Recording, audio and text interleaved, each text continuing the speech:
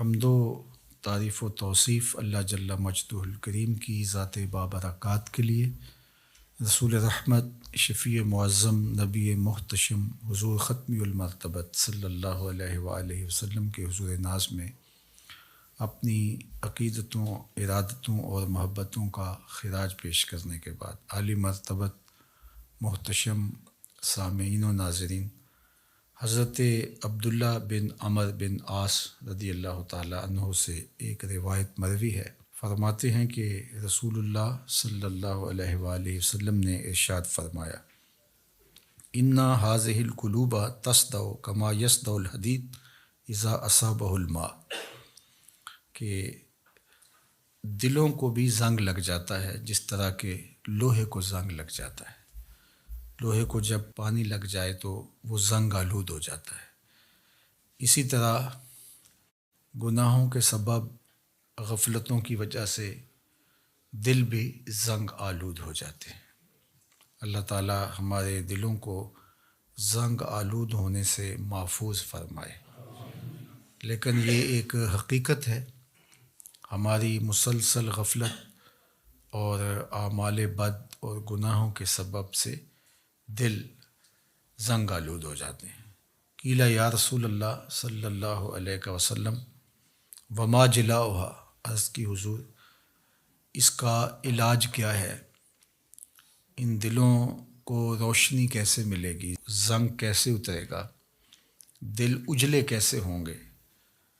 تو اللہ کے محبوب علیہ السلام نے ارشاد فرمایا، قال کثرت و ذکر الموت و تلاوت القرآن، کثرت کے ساتھ موت کو یاد کرنا اور قرآن مجید کی تلاوت کرنا، یہ دو ایسے عمل ہیں کہ جو دلوں کا زنگ اتار دیتے ہیں۔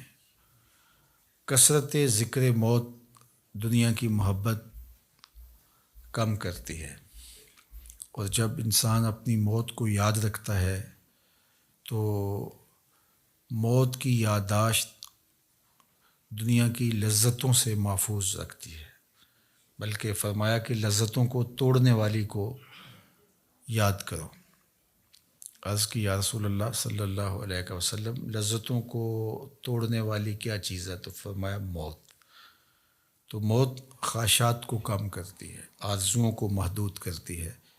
تو یہ ہمیں ہر وقت مستحضر رہنا چاہیے کہ ہم یہاں ہمیشہ کے لیے نہیں آئے، ہم نے کچھ عرصہ گزارنے کے بعد یہاں سے ایک اور دنیا کی طرف کوچ کر جانا ہے۔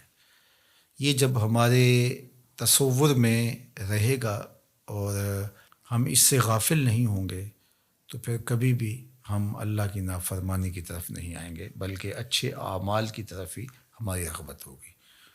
دوسری چیز جو دل کو ستھرا کرتی ہے، دل کا زنگ اتارتی ہے اور اللہ کی معرفت کا رنگ دیتی ہے، وہ ہے تلاوت کلام مجید۔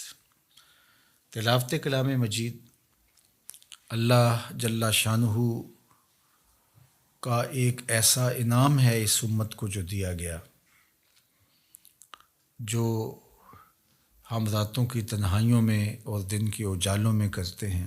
ہماری نمازوں کے اندر قرآن مجید کی تلاوت کو رکھا گیا، ہمیں قرآن مجید کی تلاوت کی ترغیب دی گئی۔ تو یہ اللہ کا کلام ہے، اور اللہ کے کلام کی جو تاثیرات ہیں وہ دلوں کو نور بخشتی ہیں۔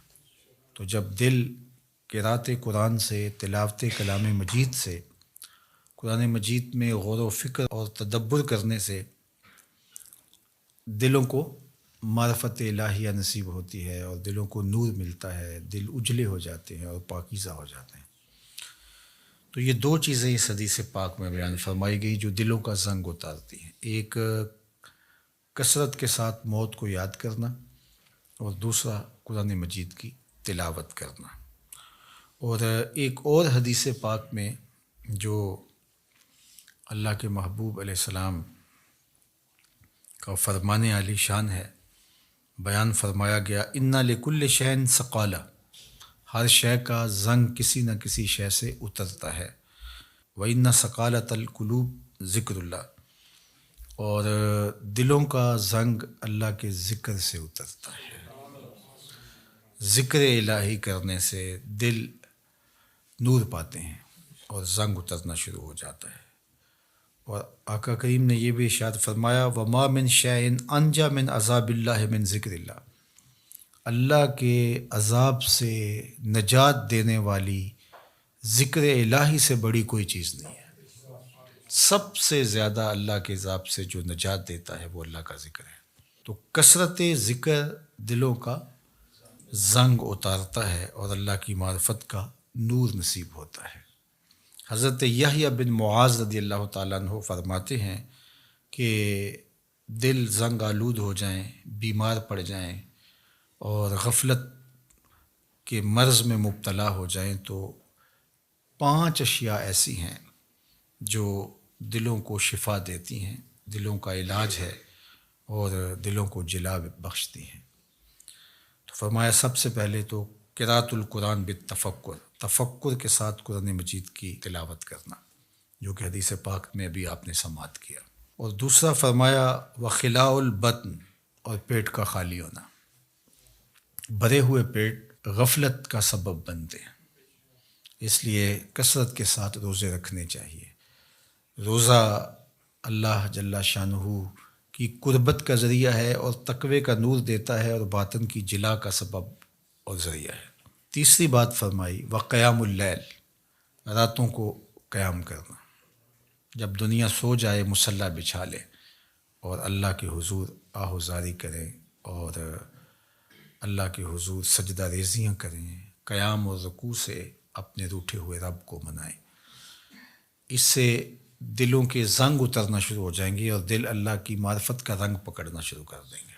اور چوتھی چیز انہوں نے بیان فرمائی والتضرع عند السحر، سحری کے وقت مصلی کے اوپر بیٹھ کے رونا۔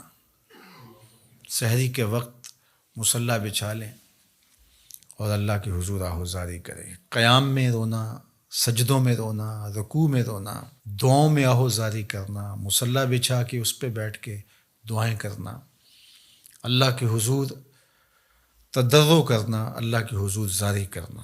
اور یہ اس قدر مفید ہے دلوں کی جلا کے لیے، باطن کی ستھرائی کے لیے، روحوں کی پاکیزگی اور عفت کے لیے اور من کی روشنی کے لیے کہ یہ تجربہ آپ کر کے دیکھیں کہ آپ سحری کے وقت اٹھ جائیں اور اللہ کے حضور سجدہ ریز ہوں، اور وہ وقت ہی ایسا ہوتا ہے کہ جب آپ وضو کر کے مصلی پہ آتے ہیں تو خود بخود آنسو ڈھلنے لگ جاتے ہیں۔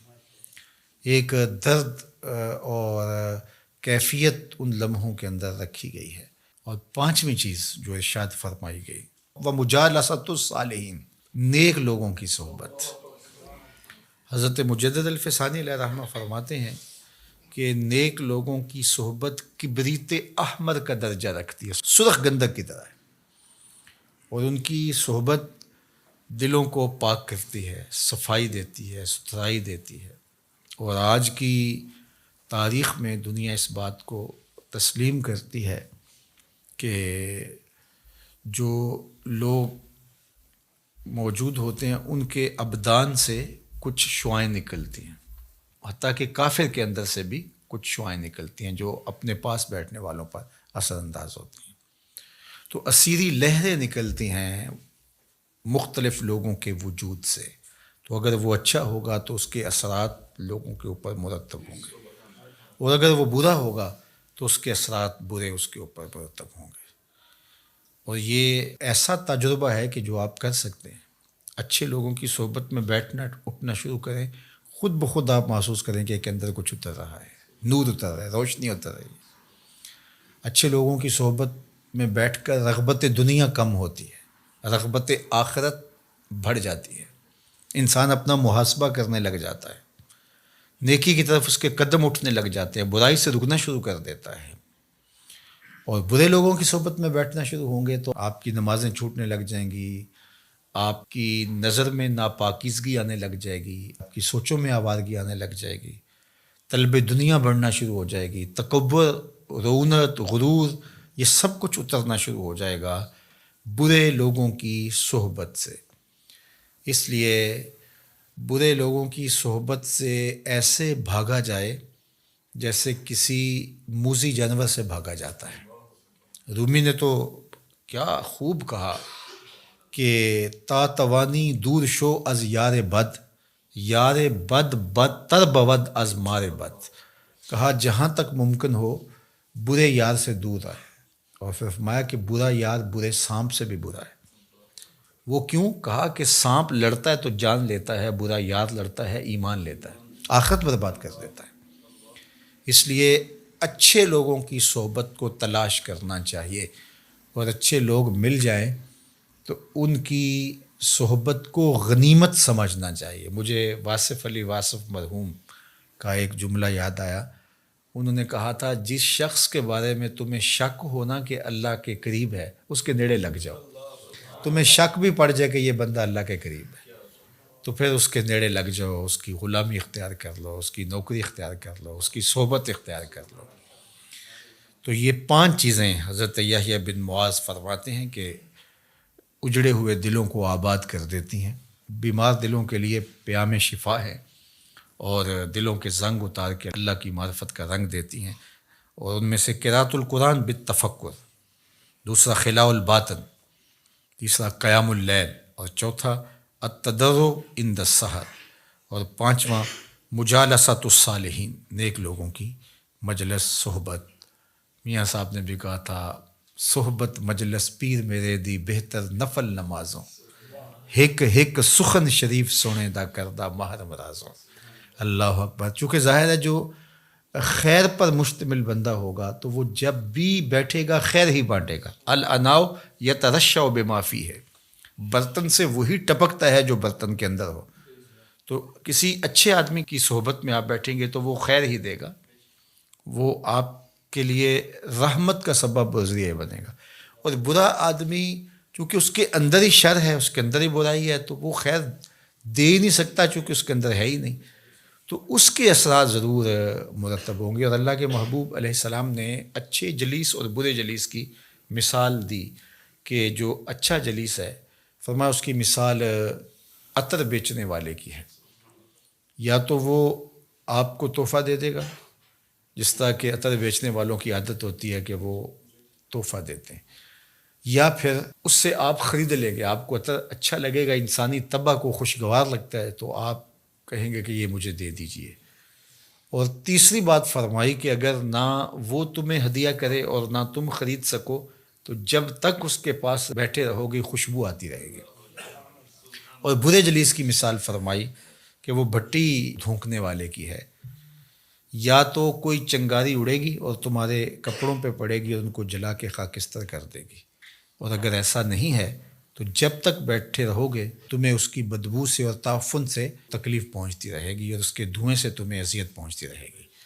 اب تمہارا انتخاب ہے کہ تم اچھے لوگوں کی صحبت میں بیٹھتے ہو یا برے لوگوں کی صحبت میں بیٹھتے ہو۔ تو دلوں کا علاج پھر اللہ کے ذکر سے ہے۔ دلوں کا زنگ قرآن مجید کی تلاوت سے اترتا ہے، دلوں کا زنگ قرآن مجید میں غور و فکر کرنے سے اترتا ہے، دلوں کا زنگ اللہ کے ذکر سے اترتا ہے، دلوں کا زنگ کثرت کے ساتھ موت کو یاد کرنے سے اترتا ہے، دلوں کا زنگ سحری کے وقت اٹھ کے اللہ کی حضور آہوزاری کرنے سے اترتا ہے، دلوں کا زنگ صالحین نیک خصلت لوگوں کی صحبت میں وقت گزارنے سے اترتا ہے۔ اللہ ہمارے دلوں کو مصفہ اور مزکہ فرمائے، اور ہمارے باطن کو ستھرائیاں، پاکیزگیاں اور نور و نکہت عطا فرمائے۔